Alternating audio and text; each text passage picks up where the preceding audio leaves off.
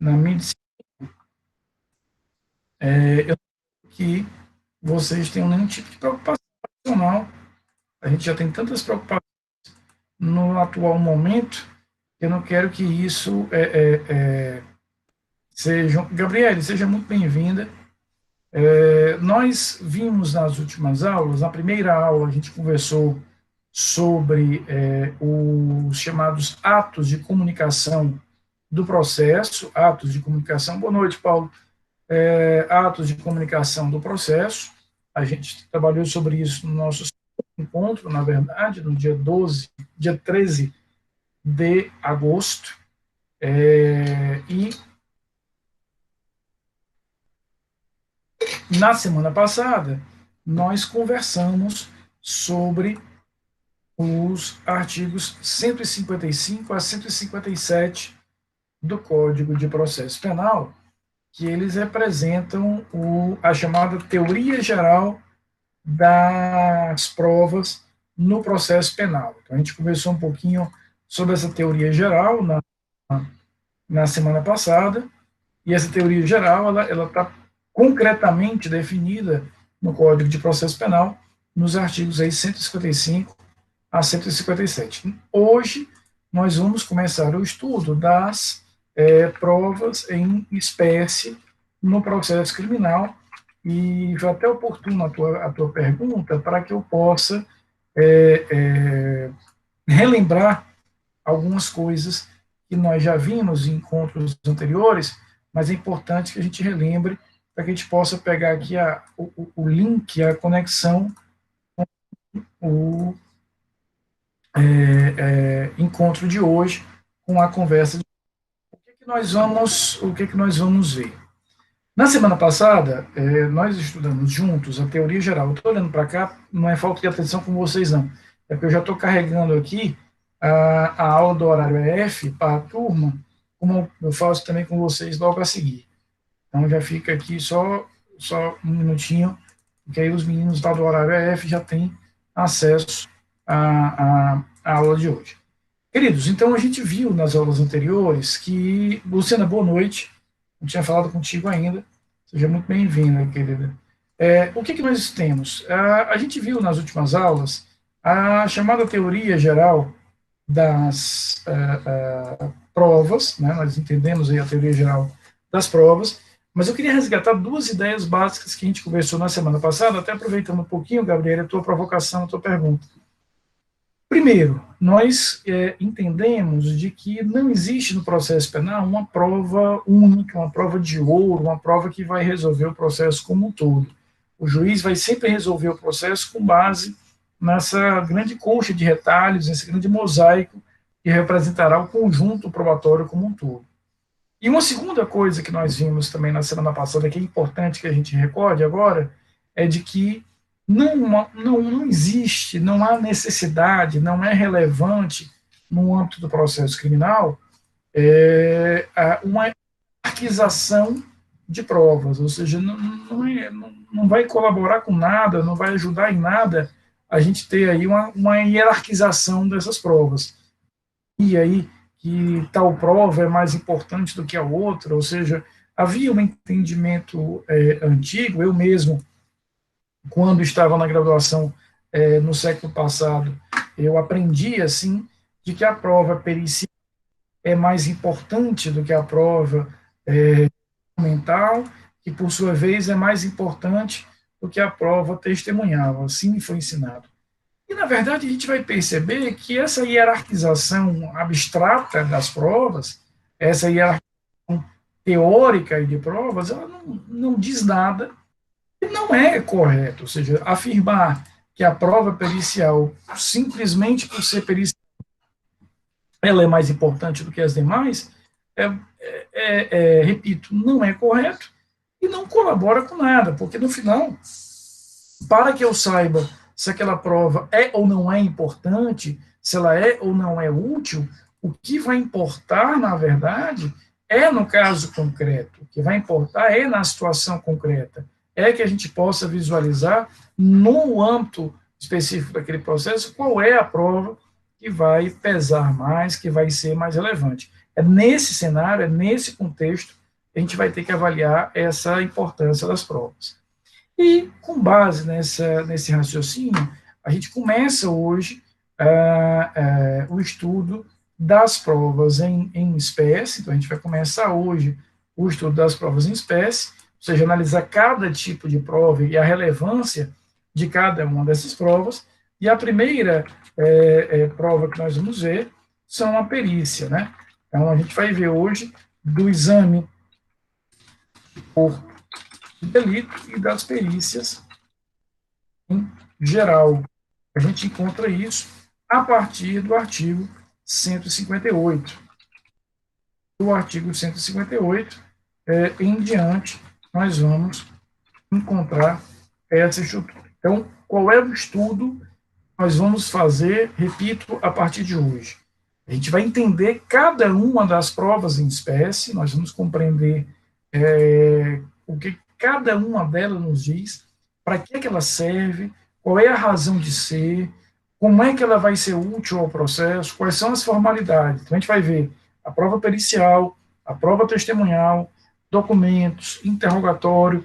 A gente vai conversar sobre algumas provas fora do Código de Processo Penal, no caso, a colaboração premiada, a infiltração de agentes policiais.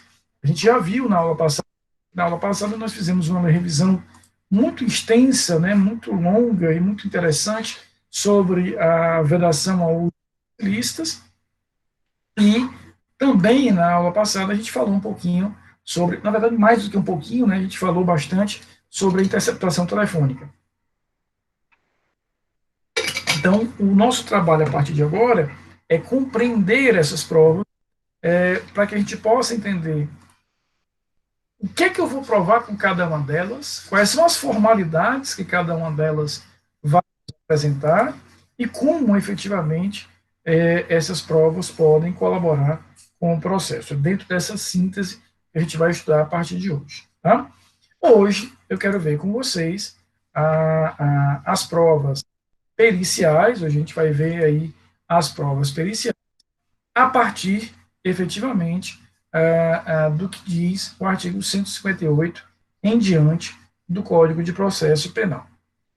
Primeira coisa, a prova pericial é o que nós vamos chamar de prova científica, de prova técnica. É uma prova pericial, ela é uma prova técnica, ela é uma prova científica, ela é construída a partir de elementos científicos, ela é construída a partir de elementos técnicos. Então, quando eu elaboro uma prova pericial, eu estou elaborando a prova tomando como referência um conhecimento técnico-científico.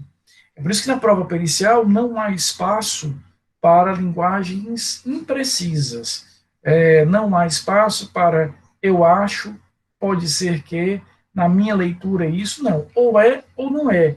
A prova pericial, portanto, ela tem uma linguagem completamente assertiva, uma linguagem completamente precisa. Rafael, e se eu, naquele caso concreto, eu não consigo responder às perguntas que forem formuladas?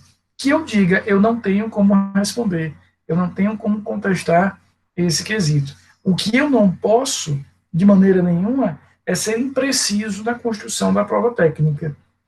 Eu tenho que dizer o que é que eu cheguei àquela determinada conclusão, o que é que cientificamente me autoriza a chegar àquela determinada conclusão, qual foi o método que eu usei, qual foi o protocolo que eu usei, qual é a técnica que eu usei. É por isso que não se admite na linguagem técnico-científica, não se admite na prova técnico-científica essa linguagem precisa. Olha, eu acho que esse projétil foi disparado daquela arma.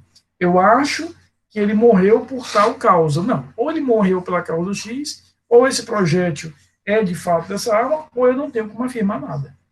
Eu acho, pode ser, talvez, não significa absolutamente nada em matéria de prova pericial. Então, a primeira característica que nós vamos identificar das provas periciais é exatamente esse rigor técnico, esse apego ao caráter científico, ao caráter metodológico. Eu preciso, efetivamente, ter um caráter metodológico a ser observado. Exatamente por isso, durante tanto tempo, e isso foi muito comum, e até hoje um ou outro ainda defende aí a ideia de que essa prova valeria mais do que outras, de que essa prova seria uma prova mais importante ou mais válida do que outras. Coisa que, na verdade, insisto, não se confirma, são provas distintas que vão se conectar dentro do processo para gerar aí um todo em relação à perspectiva daquele determinado fato. Mas a gente não pode aqui, de maneira nenhuma, sinalizar que essa prova tem mais ou menos peso do que outras. Agora tem uma questão interessante. A prova pericial, em alguns momentos, ela será obrigatória. Então, o que eu quero que vocês entendam sobre a prova pericial? Primeiro, ela é uma prova científica, técnica, não tem achismo, não tem impressões pessoais.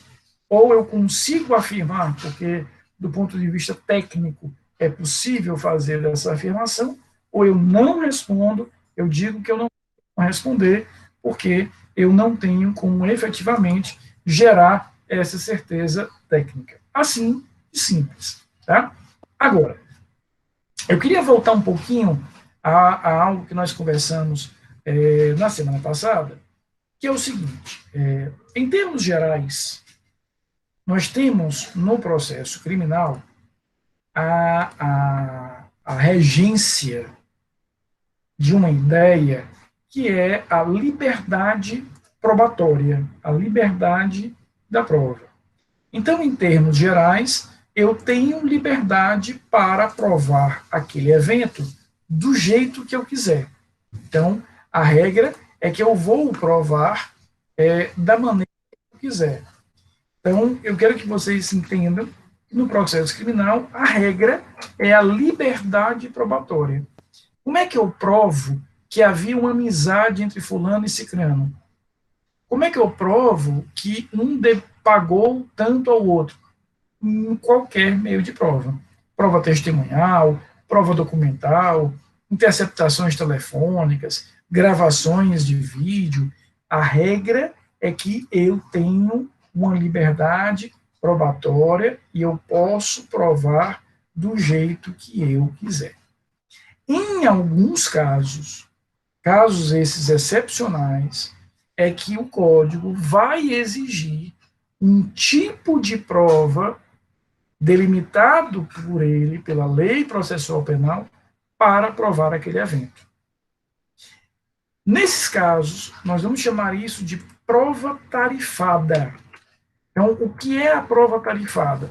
São determinadas situações excepcionais, muito longe de ser a regra, onde a lei processual, ela sinaliza, ela indica que aquela determinada prova é a única capaz, a única idônea para definir que ocorreu aquele determinado fato, ou uma determinada circunstância, ou um determinado evento.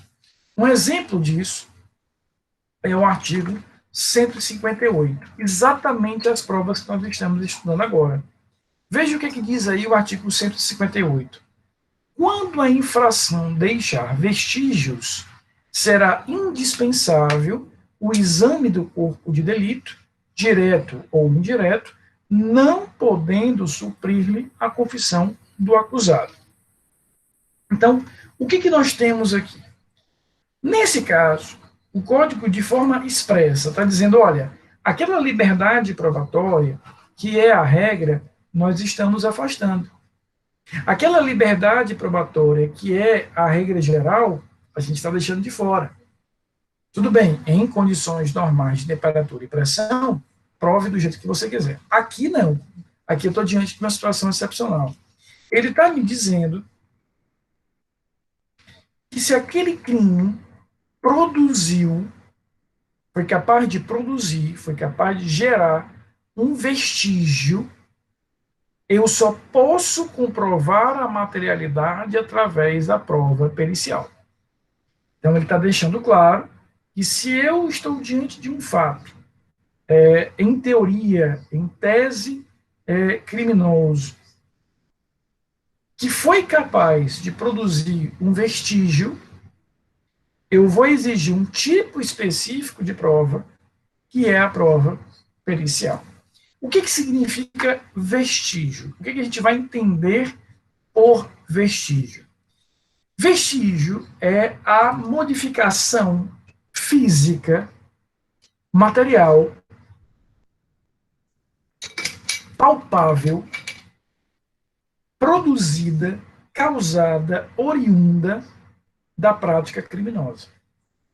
Explicando em português, ao praticar aquele crime, o meu crime foi capaz de mudar, de alterar, de modificar o mundo real, o mundo sensível. Então, como uma consequência daquele meu crime, eu tenho um resultado que eu consigo perceber com os meus sentidos. Eu consigo ver, eu consigo tocar, eu consigo cheirar, eu consigo muitas vezes até mesmo escutar. Tá? Então, no momento em que, eu vou tomar aqui o Paulo como exemplo. Imagine que eu pratiquei um crime contra a honra do Paulo. Eu digo, olha, Paulo, você é um ladrão. Por óbvio, só um exemplo aqui acadêmico. Eu estou praticando um crime de injúria.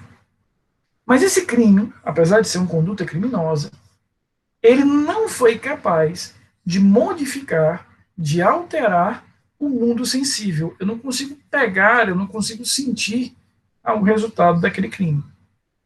Agora, se eu saco de uma arma e atiro na perna daquela pessoa, se eu uso uma faca para golpear o braço daquela pessoa, aquela lesão causada pela minha conduta, uma consequência direta da minha conduta, essa lesão, ela sim representará o que é um vestígio. Então, o vestígio é essa modificação, a princípio sim, Paula, só os crimes materiais vão deixar vestígio. Mas, veja, eu posso ter outros crimes, que são crimes, por exemplo, de mera conduta, que também deixam vestígio. O vestígio no crime material ele é um pouco mais relevante, porque o crime material está exigindo um comportamento e uma consequência direta. Mas não dá para a gente afirmar que só o crime material produzirá vestígio, não. Ele tem uma importância maior para a comprovação da materialidade. Mas outros crimes, um crime formal ou um crime de mera conduta, também podem produzir vestígios. A diferença é que lá eu não exijo um resultado concreto, como eu vou exigir no crime material. Tá? Então, diante disso, a prova desse vestígio só poderá ser feita através da prova pericial. Então, a prova pericial ela é o caminho que a gente vai ter para comprovar a materialidade nessas situações onde houve a produção de um vestígio. E aí você pode me perguntar, Rafael, mas eu não entendi o seguinte.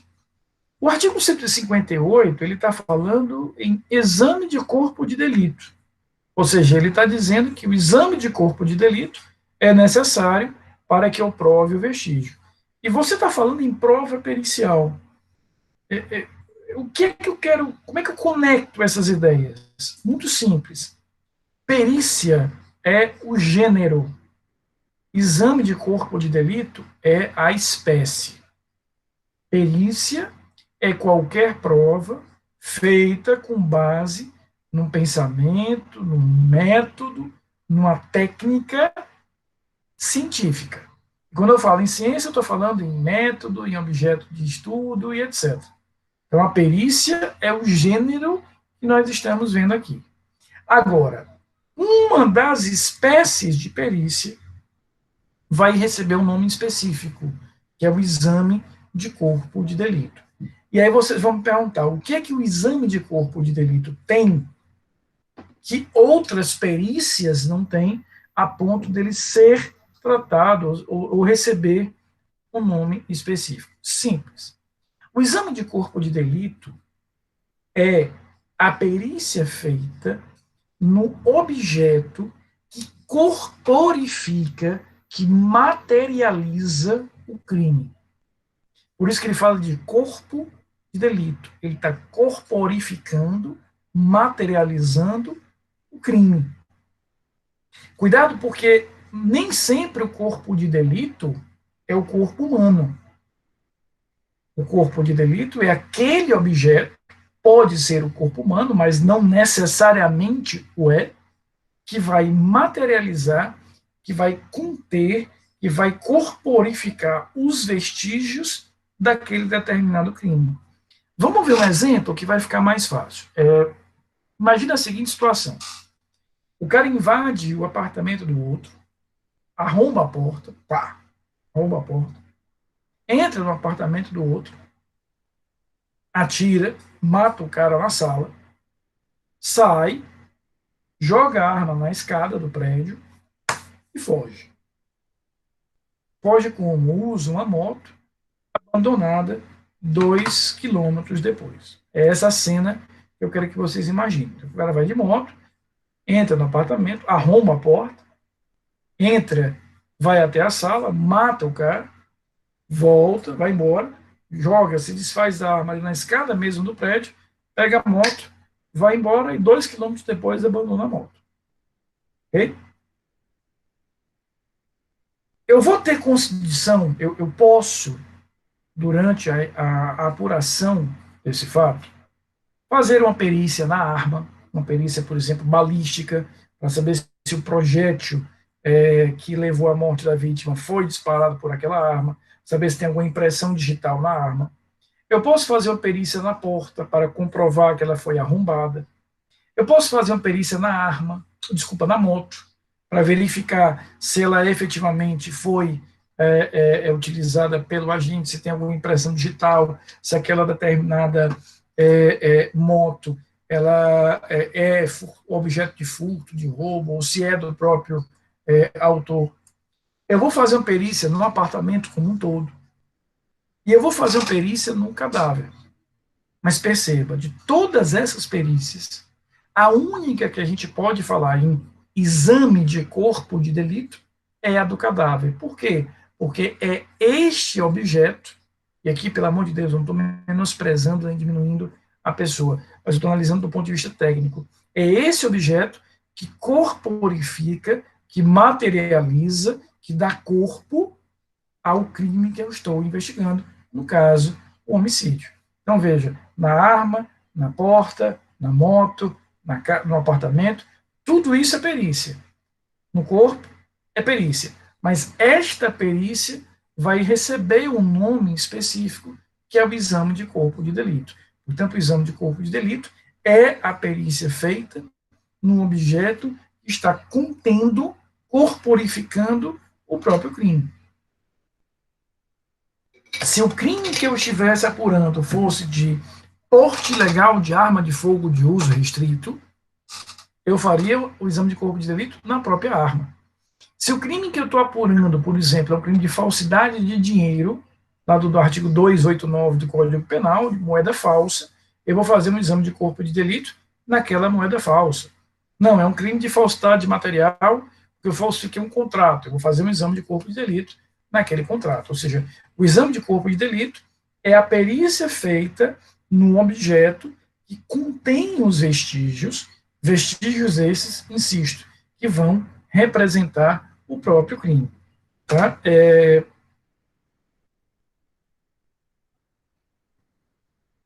Ana, nesse caso, a gente vai falar de prova tarifada. Né? Prova tarifada. A regra é a liberdade probatória, mas em algumas situações, como nesse exemplo que a gente está vendo, a lei exige um tipo de prova próprio para a comprovação, a elaboração da prova sobre aquele determinado fato. Quando a lei delimita, define, indica qual é a prova que a gente tem que usar, a gente está diante de uma prova chamada de prova tarifada. Tá claro? Queridos, então, eu pergunto a vocês, ficou muito claro o que é perícia e o que é exame de corpo de delito, que aqui a gente tem gênero e espécie, e que o exame de corpo de delito exige algo a mais, que é a ocorrência desse vestígio, portanto, a prova nesse objeto que corporifique o crime. Agora, esse exame de corpo de delito, como o próprio artigo 158 sinaliza, ele pode ser direto ou indireto. Vamos entender o que é que ele quer dizer com exame de corpo de delito direto ou indireto. No exame de corpo de delito direto, os peritos, ou o perito, daqui a pouco a gente vai entender por que pode ser plural ou não, mas no exame de corpo de delito direto, o perito, ele vai manipular, ele manipula diretamente a coisa. Então, quando o perito médico legal tem diante de si o cadáver, para que ele possa manipular, olhar, avaliar de forma direta, sem anteparos, sem intermediários, né, aquele determinado objeto, eu estou diante de um exame de corpo de delito direto. Então, ele vai manipular o cadáver, ele vai ver quais foram as lesões que causaram a morte, ele vai ver onde foi o orifício de entrada daquele projétil de arma de fogo, onde foi o orifício de saída, tudo isso ele vai ter acesso, manipulando, verificando de forma direta aquela a peça, aquele objeto da sua perícia. Mas pode acontecer o seguinte, vamos imaginar uma coisa bem simples. Imagina que o A atirou no B, só que o B não morreu. O B levou um tiro na perna, mas não morreu. Obviamente, outras pessoas chegaram, viram ali o B com aquela lesão na perna, e aí eles tinham dois caminhos. Caminho 1, leva o B para o Instituto Médico Legal para que eu possa produzir a perícia, no caso, do exame de corpo de delito.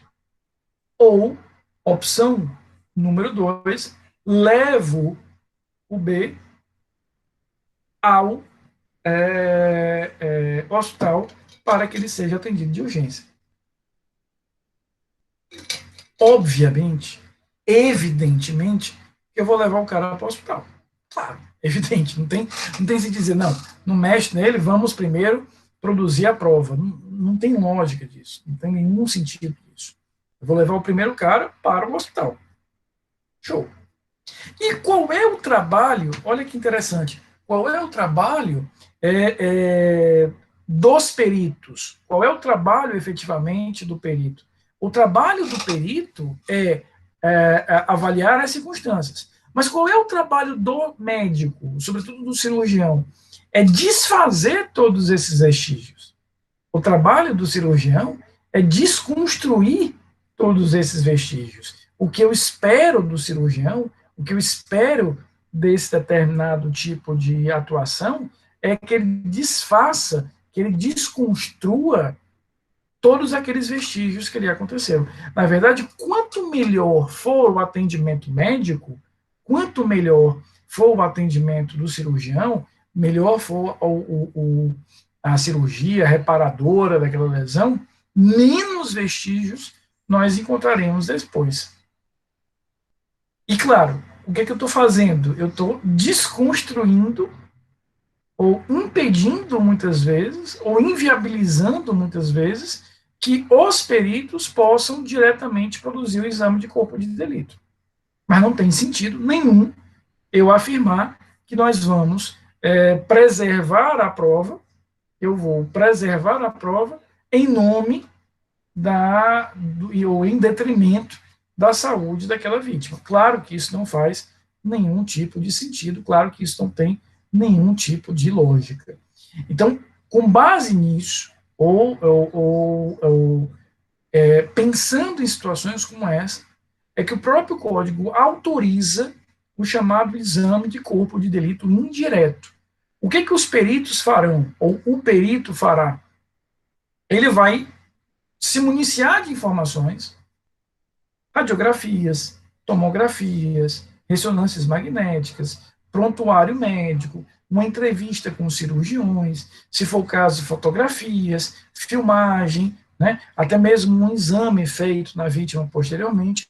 Então, ele vai tomar todos esses elementos de prova, ele toma todas essas circunstâncias para, efetivamente, ao final, produzir ali o seu exame de corpo de delito. Ou seja, já que ele não tem diante de si o objeto com todas as características daquele vestígio, ele vai ter que reconstruir isso a partir dessas outras informações. Prontuário médico, fotografias, filmagem, uma entrevista com os cirurgiões e por aí vai. Então, ele vai efetivamente construir de forma direta essa verdade. Agora, com base nessas informações, ele produz o exame de corpo de delito, ele vai produzir esse exame de corpo de delito e, ao produzi-lo, ao responder às perguntas que ele deveria responder, essa prova valerá tanto quanto qualquer outra.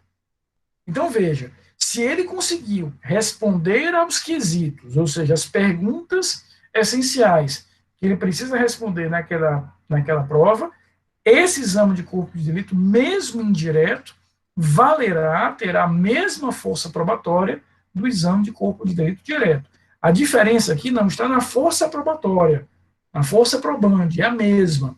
A diferença é no trabalho que o perito tem. Porque aqui ele vai ter muito mais trabalho para reconstruir, para reproduzir efetivamente aquela determinada prova, aquela determinada verdade. Agora, se ele chega a isso, ele tem a mesma força probatória. E aí, Carlos, a tua pergunta é legal para que a gente entenda o seguinte. Eu ia ver isso daqui a pouquinho, mas a pergunta do Carlos faz com que a gente veja logo.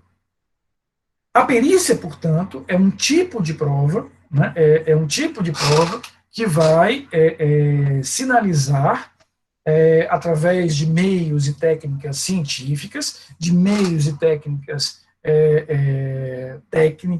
formais, científicas, uma determinada verdade sobre o fato. Isso é perícia. Agora, como é que essa perícia se materializa? Qual é o produto concreto da perícia? O produto concreto da perícia é o laudo pericial. O laudo pericial é o que vai para o processo. O laudo pericial é a materialização da perícia.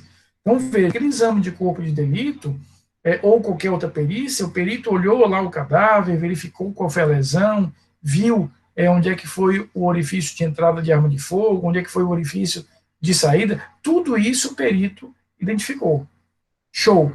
Agora, como é que ele vai materializar essa perícia? Através do laudo pericial. Então, o laudo é o documento que formaliza a perícia. E esse laudo, ele tem pelo menos duas partes. Ele pode até ter outras, mas pelo menos nós vamos visualizar aqui duas partes nesse determinado laudo pericial. A primeira é uma parte descritiva, onde eu vou indicar quais são os objetos que eu vou periciar, qual é o método que eu vou usar, qual é a técnica que vai ser empregada. Eu vou dizer, trata-se de um corpo do sexo masculino, aparentando entre 35 e 40 anos, com tatuagem no braço esquerdo, com uma lesão no braço direito. Eu vou descrevendo efetivamente todo aquele objeto. Agora, depois que eu faço essa primeira etapa do exame, do laudo pericial, ou seja, essa etapa descritiva, aí eu vou para uma segunda etapa, que é a etapa conclusiva, onde o perito vai responder aos quesitos. O que são os quesitos? São as perguntas formuladas ao perito, e essas respostas é que vão atestar o que é que de fato aconteceu ali. Então, primeiro eu vou descrever, trata-se de um corpo do sexo masculino entre 35 e 40 anos, parará, todos os detalhes daquele corpo, todos os detalhes daquela arma, todos os detalhes daquele computador, ou seja, do objeto a ser periciado. A segunda parte do laudo é a parte conclusiva, onde eu vou expor como perito quais são as conclusões que eu cheguei. E como é que eu concluo, como é que eu materializo essas conclusões? Respondendo aos questionamentos, aos quesitos que me foram formulados. Qual foi a causa da morte? Qual foi o instrumento que causou a morte? O que é que produziu aquele evento morte? Então eu vou dizer, olha, A causa da morte foi uma hemorragia intensa causada por um corte na perna esquerda.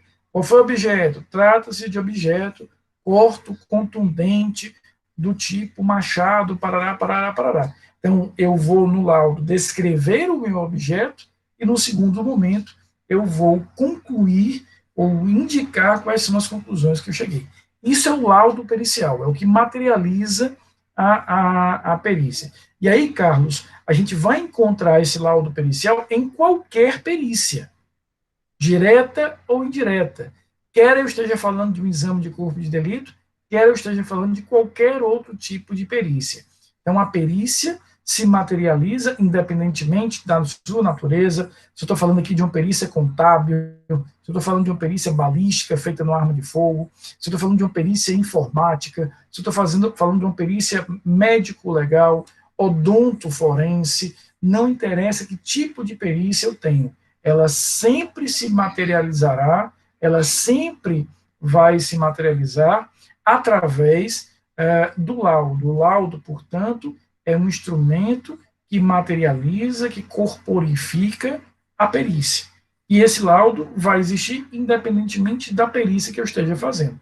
E aí sempre vai ter esse primeiro momento que é descritivo e um segundo momento que é conclusivo. Ele até pode ter outras partes, tá? Então, por exemplo, imagina uma perícia informática, eu estou analisando o conteúdo de um determinado computador, e aí eu quero explicar que tipo de método de extração de informações eu usei, porque eu teria ali várias formas de produzir aquilo. Não tem problema que eu crie no laudo uma terceira parte explicando o método de produção daquela prova. Não há nenhum problema. Agora, pelo menos uma etapa, uma fase, uma parte daquele laudo tem que descrever o objeto e a outra tem que chegar às suas conclusões. Conclusões essas científicas, técnicas, assertivas. Como eu falei no início da aula, não tem espaço para eu acho. Tá? E aí, Paulo, o que é o exame de corpo de delito de indireto? É aquela perícia feita no objeto que materializa o crime, só que os peritos eles não têm acesso àquele objeto tal qual o vestígio foi produzido. Então, veja, no caso que eu te falei, né, que eu montei aqui o exemplo, em que a pessoa leva um tiro, não morre, vai ao hospital, é atendida, passa por uma cirurgia, os peritos corrigem aquela lesão, tentam fazer com que os vestígios, os resultados daquela lesão sejam os mais imperceptíveis possíveis. Os peritos eles não vão conseguir olhar para a lesão que foi causada, porque a lesão já vai ter sido reparada pelos cirurgiões, pelos médicos. Então, eles vão ter que se utilizar de outros meios de informação para reconstruir aquela determinada lesão, ou seja, reconstruir aquele determinado tipo de vestígio e, em cima disso, fazer a produção da prova, fazer a produção, efetivamente, desses elementos de prova. Então, é com base nisso que a gente vai ter esse elemento, que é o elemento da prova indireta, da prova pericial indireta. Ou seja, na prova direta, Paulo, eu teria a lesão, eu olharia para a lesão, descreveria essa lesão e a analisaria. Aqui eu não tenho a lesão. Por quê? Porque ela foi recomposta, ela foi reparada pela atuação dos médicos. Então, com base nisso, o que os médicos peritos vão precisar fazer para efetivamente produzir essa prova pericial? Eles vão ter que reconstruir aquele vestígio a partir de determinado tipo de informação indireta. E aí é por isso que eu dizia, ele vai aí utilizar, por exemplo, o prontuário médico, ele vai utilizar uma entrevista com os cirurgiões, uma fotografia que eventualmente tenha sido tirada da lesão, para, com base nisso, reconstruir aquela determinada lesão e ter condições de chegar a uma conclusão pericial apta o suficiente para denotar ou para descrever essa determinada prática criminal, tá? Então, o que é que nós vimos até agora? Que a perícia é essa prova científica, a perícia, portanto, é essa prova feita com base em critérios científicos, é isso que a gente vai ter na prova pericial, não é uma prova técnica. Agora, essa prova ela pode ser feita em qualquer tipo de objeto. Ela não vai ser feita apenas no corpo humano ou apenas no objeto que corporifica o crime. Mas quando ela é feita nesse objeto que corporifica o crime, ela recebe um nome especial, ela recebe um nome próprio, que é a prova que a gente vai chamar de exame de corpo de delito. Então, todo exame de corpo de delito é uma perícia, mas nem toda perícia é um exame de corpo de delito. É assim que a gente vai entender dessa maneira essa relação, tá? Em regra, a perícia ela vai ser feita por uma só pessoa, por um só perito. Então, a regra é que a gente vai ter um só perito realizando efetivamente essa perícia. Agora, quando não houver perito, no caso extremo em que não existe perícia, nós vamos ter uma solução. Ou seja, se eu não tenho. Veja o que, é que nos diz o artigo 159. Ele está dizendo o seguinte: o exame de corpo de delito e outras perícias serão realizados por perito oficial. Por perito oficial. Veja que ele está usando aqui o singular.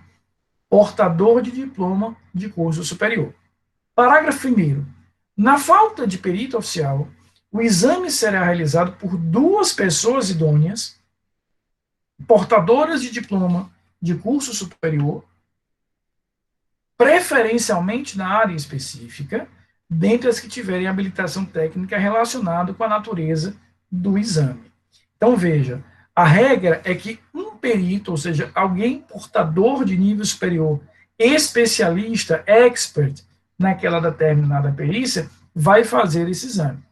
Rafael, esse perito, ele tem que ser servidor público ou o juiz pode nomear qualquer pessoa?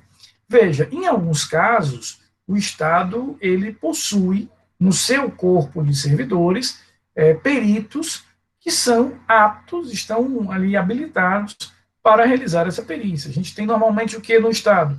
Peritos de informática, peritos contábeis, peritos balísticos, peritos médico-legais, peritos odonto-legais. Isso é muito comum. Agora, se eu preciso de uma perícia sobre um determinado objeto mais específico, certa feita, um colega me contou um caso que ele atuou como advogado, que é um bom exemplo do que eu estou querendo mostrar a vocês.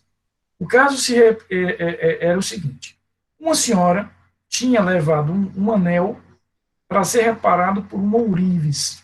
O anel tinha lá um defeito, tinha quebrado, e ela tinha levado aquele anel de brilhante, uma pedra preciosíssima, cara, para o ourives. O ourives teria tirado aquele brilhante e teria colocado uma outra pedra, não preciosa, e claro, a senhora, por não ser especialista, por não ter um conhecimento científico, recebeu ali aquele anel e tudo bem. Depois, em outro momento, ela foi avaliar aquele anel, e aí a pessoa que avaliou disse: olha, isso aqui não vale nada, isso aqui é um pedaço de vidro, né, e etc. Então, nesse caso, houve um processo criminal contra o ourives, né, por apropriação indébita, e o que era fundamental? Saber se a pedra tinha sido trocada ou não. O Estado não tinha um especialista, né, um geólogo especialista em gemas, né, em pedras preciosas. O que é que o juiz fez? Nomeou um perito, né, a princípio pago pelo Estado, e dependendo do cenário vai ser ressarcido caso o réu venha a perder, e aquele perito, uma vez nomeado pelo Estado, ele é perito como qualquer outro. Porque ao perito se aplicam as mesmas causas de suspeição e impedimento que eu aplico ao juiz, por exemplo. Então, claro, nas perícias mais comuns, mais corriqueiras, a gente vai adotar aí, a gente vai possuir no corpo de servidores do Estado peritos que estão habilitados para fazer aquilo. Mas, em outros casos, onde eu não tenha aquela perícia, eu não tenha aquela prova como uma prova cotidiana, é possível que o juiz nomeie um perito. Mas veja, nesse caso, o cara é especialista naquilo, então ele vai ser perito. O que diz o parágrafo primeiro? Ele diz as situações em que eu não tenho um perito. Eu não tenho um cara com aquela expertise, eu não tenho um cara que seja expert naquilo ali. Então, como é que eu consigo provar e construir aquela prova pericial? O juiz nomeia duas pessoas portadoras de diploma de nível superior que sejam de uma área afim. Então, imagina que no cidade do interior eu não tenha como fazer uma perícia médico-legal qualquer, de lesão, ou de crime sexual, ou de qualquer outra natureza. Não tem médico legista. Não tem na cidade, não tem próximo, não tem como trazer um médico, não tem como levar a pessoa ou o cadáver para um exame de corpo de delito por um perito médico legista.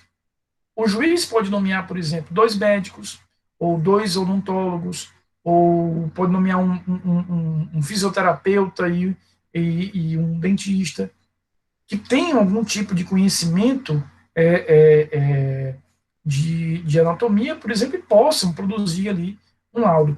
O que o parágrafo primeiro está fazendo é trocando um perito por 2 não peritos.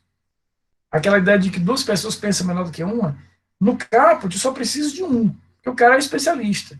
No parágrafo primeiro, como o cara não é especialista, eu vou trocá-lo por 2 daqueles peritos, por 2 pessoas que têm um conhecimento. Tereza, nesse caso do anel, é uma perícia direta, porque ele está manipulando diretamente ali o objeto que ele vai ter. E, Paulo, em regra, qualquer das partes pode solicitar a realização da perícia, mas o juiz também pode determinar a realização da perícia de ofício. Ele pode fazer isso determinando de ofício a produção da perícia. Professor, Oi. professor, eu não falei no caso, eu falei do artigo 159 do CAPT. Um exame direto?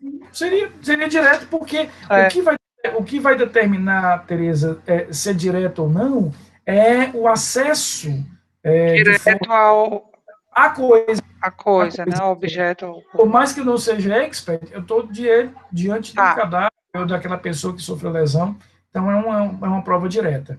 tá. Tá? Agora, ainda no 158, o que ele diz lá? O crime que deixa vestígio só pode ser provado através do exame de corpo de delito, não podendo suprir-lhe a confissão. Mas veja, aí vocês podem me perguntar, Rafael, e se eu não tiver o exame de corpo de delito? Se eu não fizer o exame de corpo de delito, o que é que eu vou ter? O que é que eu vou fazer? Como é que eu vou raciocinar?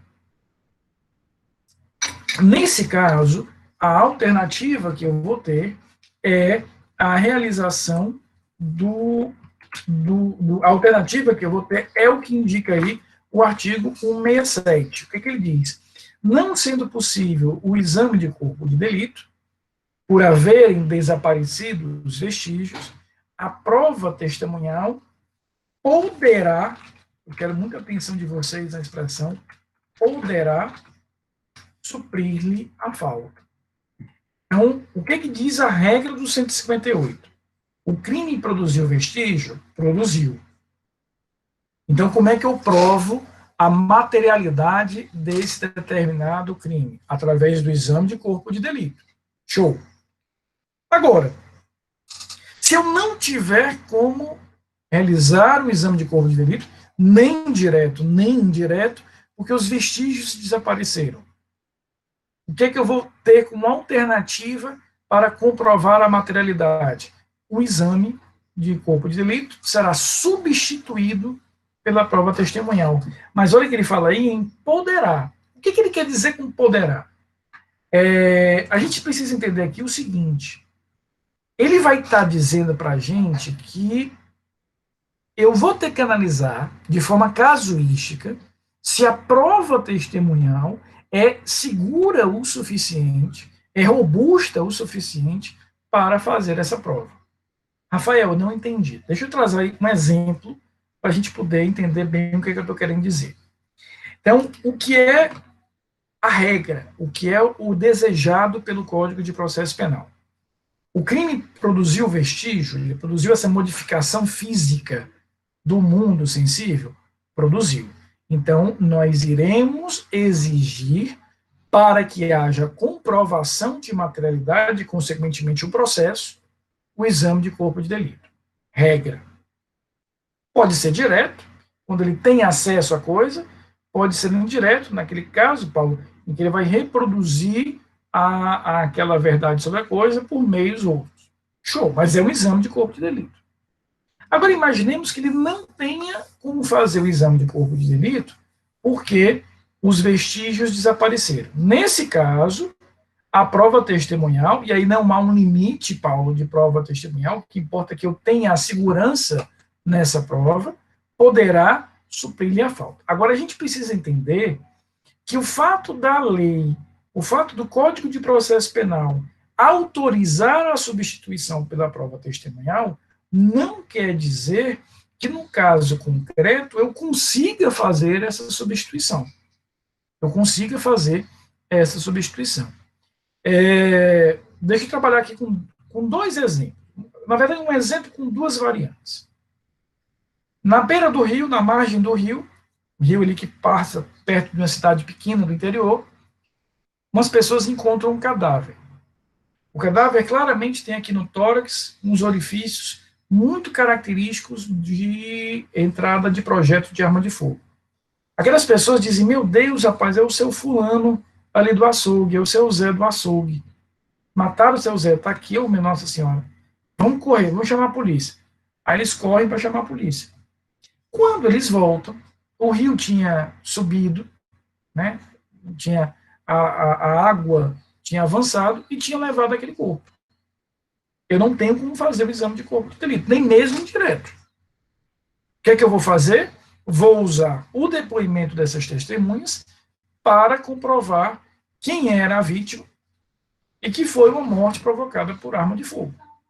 E não, por exemplo, um afogamento. Agora, imagina, vamos fazer uma pequena variação nessa situação, em que aquelas mesmas pessoas vêm, presenciam aquela cena, não sabem quem é aquela pessoa, não conseguem visualizar ali nenhum tipo de lesão por arma de fogo, tal, sabem que o corpo está sem vida, mas eles não conseguem ali, de forma muito clara, identificar uma lesão no rosto, alguma coisa que possa ter causado a morte. Vamos chamar a polícia. Quando volta, a mesma história, o rio levou.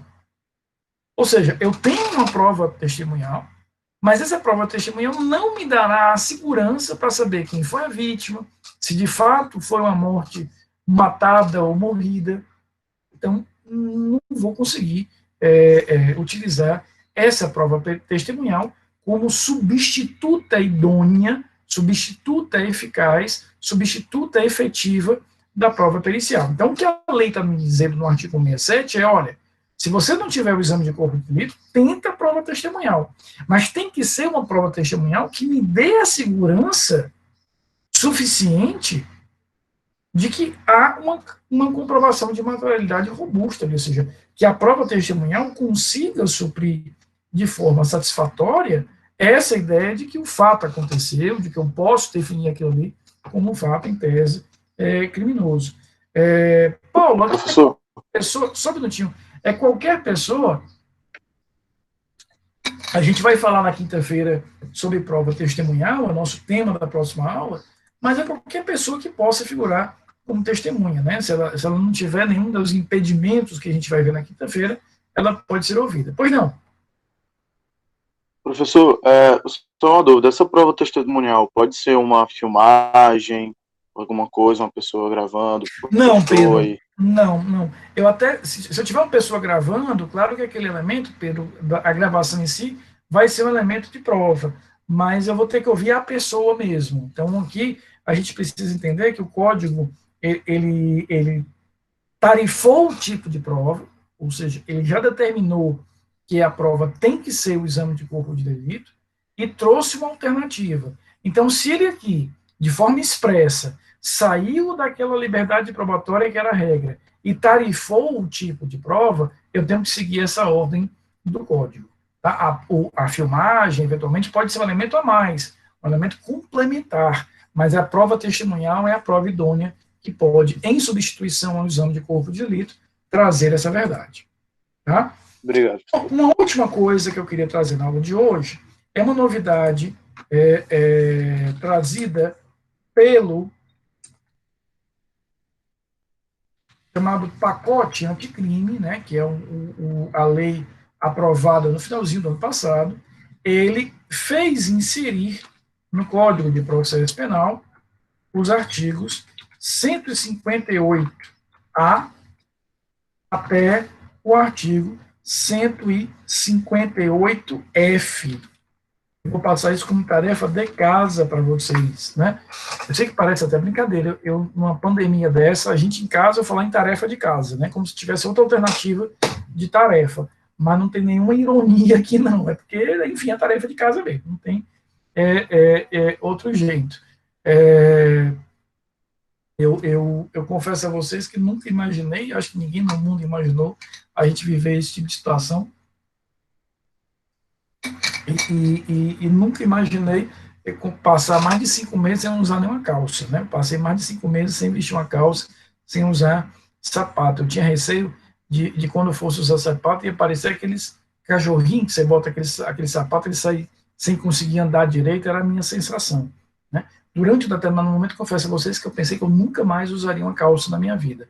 Ou porque não poderia usar, porque eu passaria o resto da minha vida em casa, ou porque simplesmente não caberiam mais as minhas calças. Foram momentos de duros, momentos de tensão e medo, voltar a usar uma calça jeans depois de 5 meses. Momentos de provação, momentos difíceis, momentos em que a gente faz uma oração, né, quando você fecha a calça, dá aquela escurecida, né. Queria pedir desculpas a vocês viram que queimou a luz aqui do meu gabinete, mas vocês estão conseguindo me ver. Então a gente vai, dentro dessa perspectiva, primeiro ter a fé que a gente vai voltar a usar calça uma vez, e eu vou passar essa tarefa de casa a vocês. Espero que vocês leiam, né? Muito agradecido, Paulo, tá às ordens, tá certo? Eu tenho esse vício efetivamente grande por relógio, não é coisa pequena não, é vício realmente. Eu não fumo, eu não bebo, mas o negócio do relógio é um problema sério em relação a isso. Bruna, é mais do que um gatilho, é um momento de medo mesmo, Bruna, é um momento de tensão, né? No momento que você percebe que talvez não caiba, é uma questão física, né? Uma questão realmente.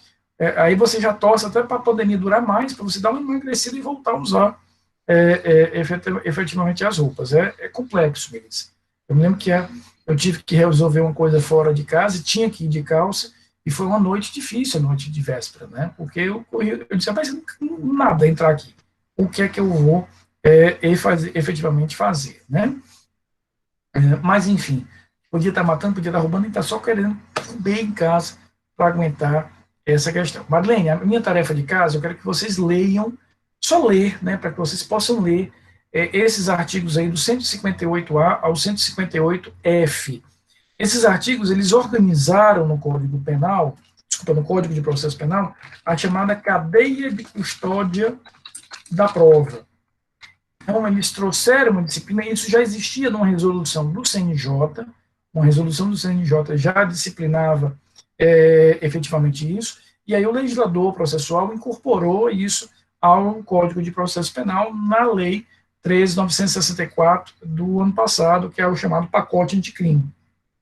Então, nesses artigos, vocês vão ver toda a disciplina legal de obtenção da prova, manutenção da prova e descarte da prova. Então, por exemplo, uma arma, um documento, um computador, né, que foi apreendido como prova, esses artigos eles vão dizer todos os cuidados que nós devemos ter para categorizar essa prova, catalogar, descartá-la, para evitar o que é muito comum, o seguinte, eu me lembro de um processo há 1000 anos atrás, quando eu era ainda estagiário da Defensoria, no século passado, tinha havido uma tentativa de homicídio. A acusação era de tentativa de homicídio.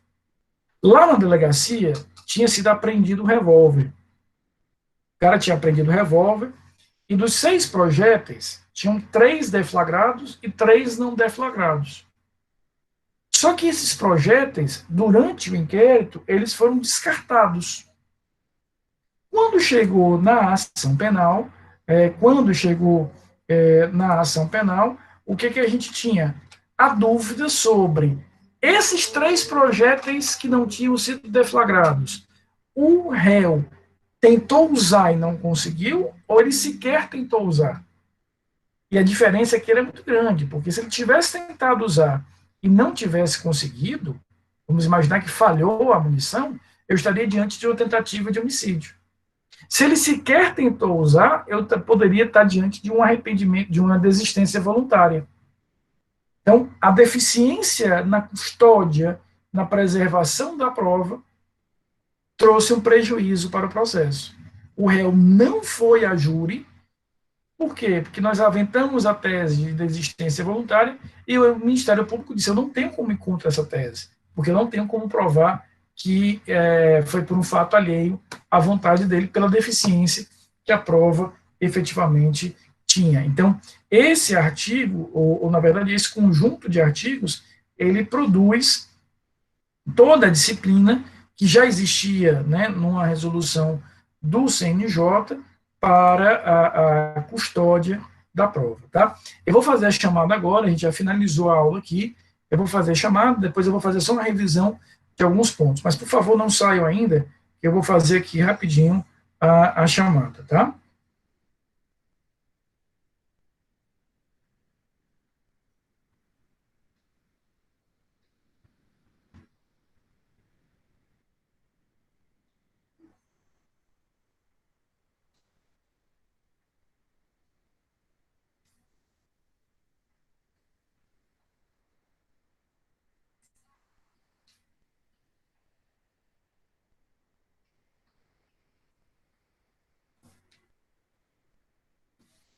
Só um minutinho, já estou aqui já quase finalizando, não saiam, não me deixem só.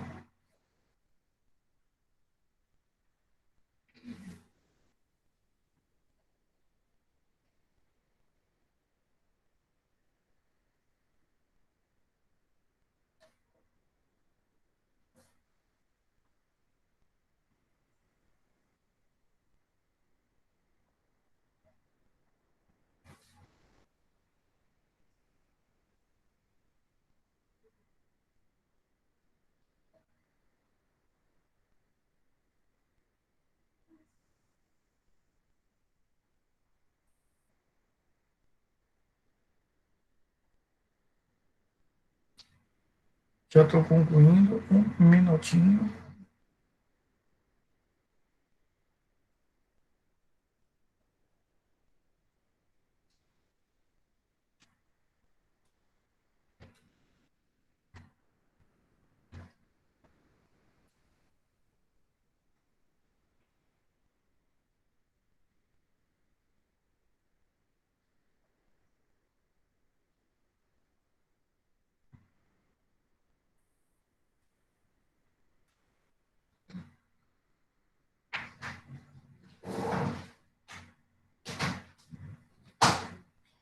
Só um minutinho, pessoal.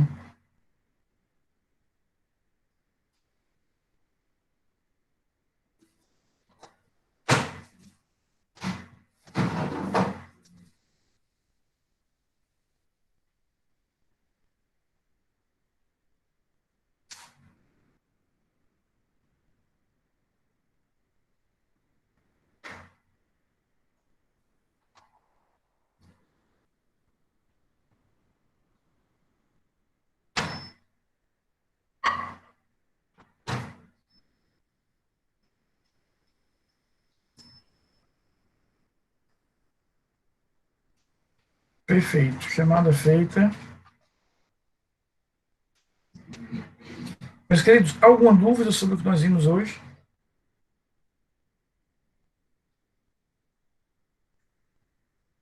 Gostaram da aula? Estão gostando? Está tudo tranquilo? O ritmo está legal?